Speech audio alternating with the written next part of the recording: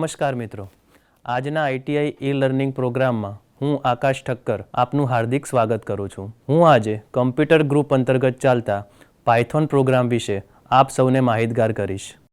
આપણે આજે સૌપ્રથમ ટોપિકમાં આપણે પાયથોનમાં કેટલા ડેટા ટાઈપ્સ છે, કયા કયા પ્રકારના ડેટા ટાઈપ્સ છે, પછી આપણે કયા કયા સ્ટ્રિંગ ઓપરેશન કરવાના છે અને લાસ્ટમાં આપણે યુઝર જોડેથી ઇનપુટ કેવી રીતે લઈશું તે આપણે આજે જોઈશું. જુઓ મિત્રો, આપણે અહીં કઈ ડેટા ટાઈપ છે તે જાણવા માટે આપણે અહીંયા એક સેમ્પલ એક પ્રોગ્રામ લખેલો છે. દાખલા તરીકે આપણે અહીંયા x બરાબર 2 વેલ્યુ લીધી છે, y બરાબર કોઈ એક પોઈન્ટવાળી વેલ્યુ લીધી છે અને z બરાબર કોઈ એક આપણો આલ્ફા ન્યુમેરિક અને ન્યુમેરિક વેલ્યુ બંને ભેગી કરીને લીધી છે.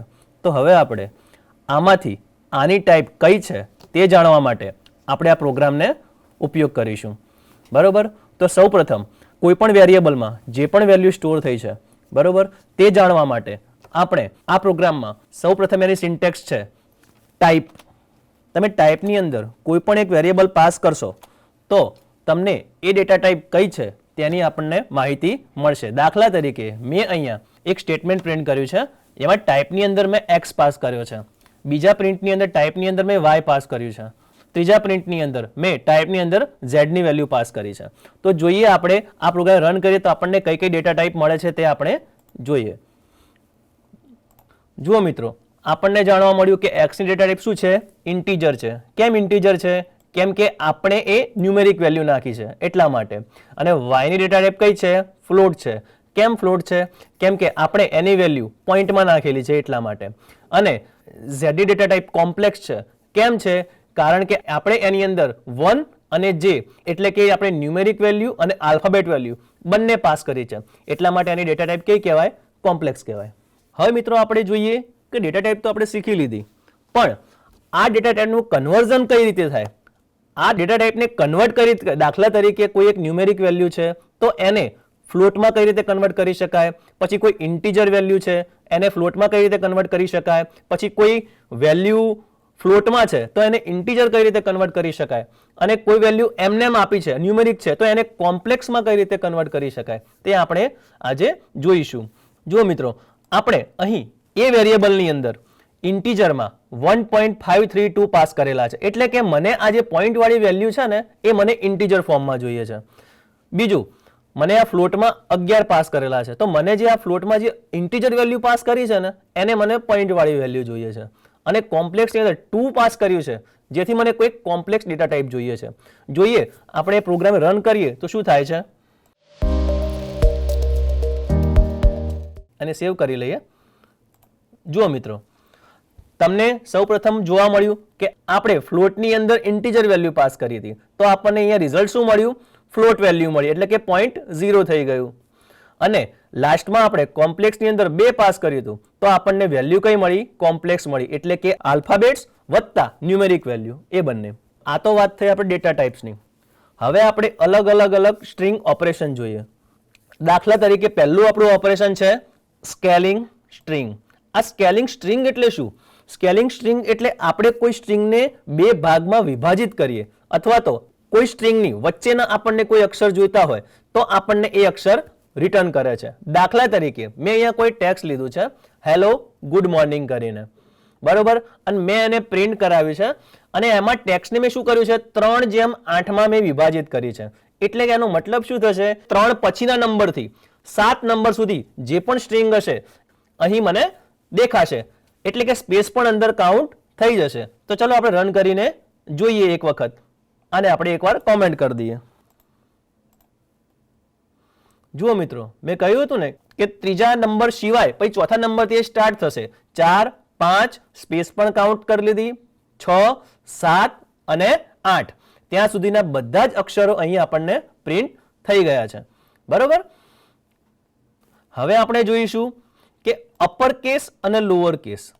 ચલો, કોઈ પણ સ્ટ્રિંગને અપર કેસ અને લોઅર કેસ છે શું? પહેલા તો અપર કેસ એટલે કોઈ પણ સ્ટ્રિંગ આપણને આપી છે એને આપણે બધા જ અક્ષર કેપિટલાઇઝ કરવા હોય એટલે કે બધા જ અક્ષર આપણે કેપિટલમાં લખવા હોય કોનો યુઝ થશે? અપર કેસનો. અને બધા જ જે પણ અક્ષર છે એ બધા લોઅર કેસ એટલે કે આપણે બીજી ABCD માં લખવા હોય તો શેનો યુઝ થશે? Lower case. આપણે જોઈએ કે એની સિન્ટેક્સ શું છે. પહેલા તો આપણે એની સિન્ટેક્સ સમજી લઈએ. દાખલા તરીકે આપણે એ વેરિયેબલની અંદર કોઈ એક સ્ટ્રિંગ સ્ટોર કરી છે, બરોબર. તો આપણે એ સ્ટ્રિંગને અપરમાં ફેરવવું હોય તો સ્ટ્રિંગનો ઓબ્જેક્ટ ડોટ આપણે અપર કેસ અને ઓપન એન્ડ ક્લોઝ બ્રેકેટ, આ આપણે એની મેઇન સિન્ટેક્સ છે, બરોબર. વેરિયેબલ ડોટ જેમાં પણ આપણને કન્વર્ટ કરવાનું હોય તે આપણે સિન્ટેક્સ લઈશું. દાખલા તરીકે મારે અપર કેસમાં કન્વર્ટ કરવાની છે તો એ ડોટ અપર, અને લોઅર કેસમાં કન્વર્ટ કરવું હોય તો એ ડોટ લોઅર. આપણે રન કરીને જોઈએ પ્રોગ્રામ.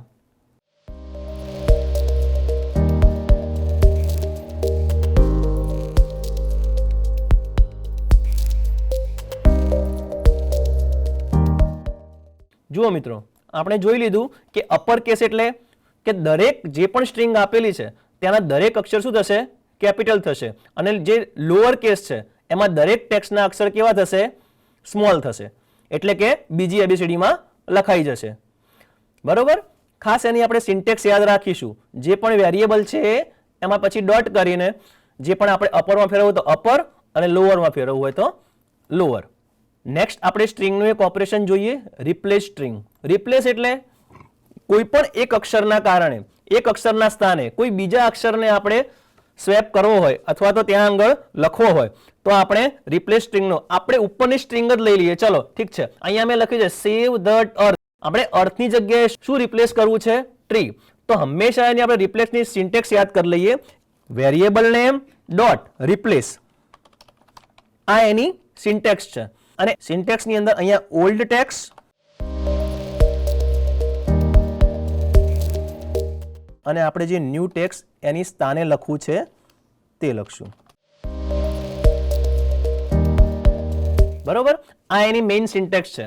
આપણે જે સ્ટ્રિંગમાંથી જે શબ્દ રિપ્લેસ કરવો હોય તે ઓલ્ડ ટેક્સ્ટમાં લખશું અને જેના સ્થાને જે શબ્દ રિપ્લેસ કરવો હોય ત્યાં શું લખશું? ન્યૂ ટેક્સ્ટ લખશું. એટલે કે મારે અર્થના સ્થાને ટ્રી રિપ્લેસ કરવું છે તો આપણે જોઈએ. ચલો પ્રોગ્રામ રન કરીને.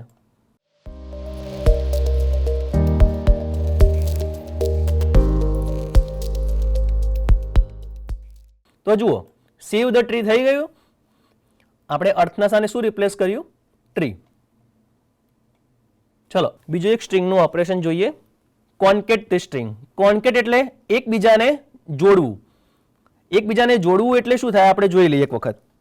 દાખલા તરીકે મેં એક્સ વેરિયેબલમાં એક સ્ટ્રિંગ લીધી છે ધ અને વાય વેરિયેબલમાં બીજી એક સ્ટ્રિંગ લીધી છે રામાયણા. તો મારે શું કરવું છે? આ બંને સ્ટ્રિંગને જોઈન કરવી છે. તો હંમેશા જોઈન કરવા માટે સ્ટ્રિંગનો કયો કોન્સેપ્ટ યુઝ થાય છે? કોન્કેટનેટ વાળો.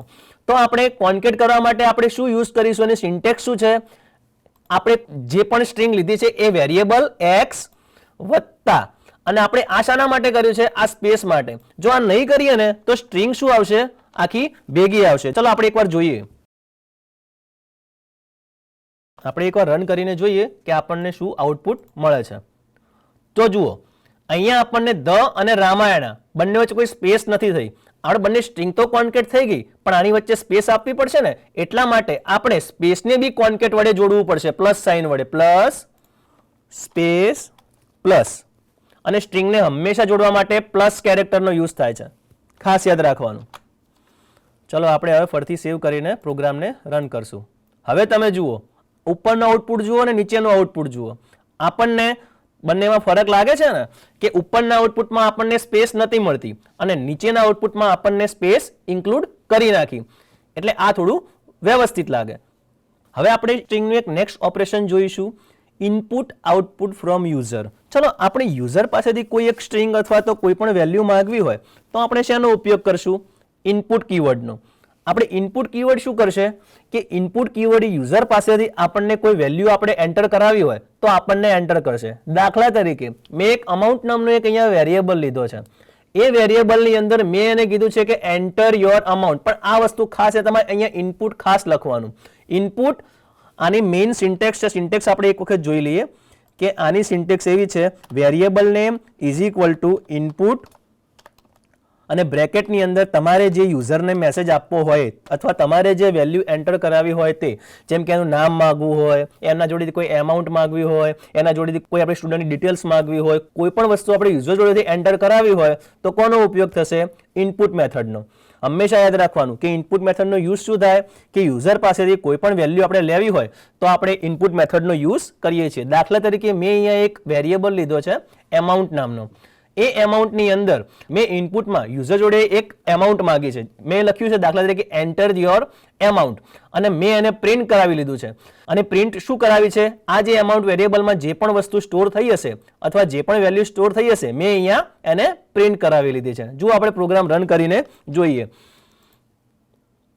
આપણને એન્ટર યોર એમાઉન્ટ તો હું આપું છું 500, કોઈ પણ તમે આપી શકો. તો મને અહીંયા લખીને આવ્યું કે યોર અમાઉન્ટ ઇઝ 500, એટલે કે મેં યુઝર જોડે કેટલી અમાઉન્ટ માંગી? 500, અને મને એ 500 અમાઉન્ટ મેં અહીંયા પ્રિન્ટ કરાવી છે. બરોબર. આપણે યુઝર જોડેથી કોઈ પણ વસ્તુ આપણે લઈ શકીએ. નેક્સ્ટ આપણું ઓપરેશન છે ફોર્મેટ આઉટપુટ. આ ફોર્મેટ આઉટપુટ શું છે?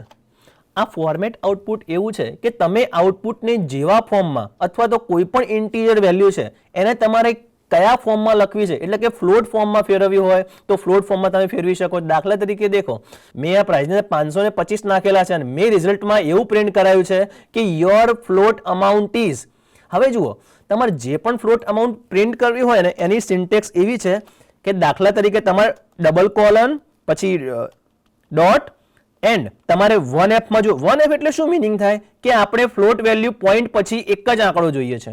2F નો મિનિંગ શું થાય કે આપણે પોઈન્ટ પછી 2 આંકડા જોઈએ છે. 3F નો મિનિંગ શું થાય કે આપણે પોઈન્ટ પછી 3 આંકડા જોઈએ છીએ. ચલો આપણે એકવાર ટેસ્ટ કરીએ પ્રોગ્રામને. જો આપણે રન કરીએ પછી આપણે એને વધારે સમજ પડશે.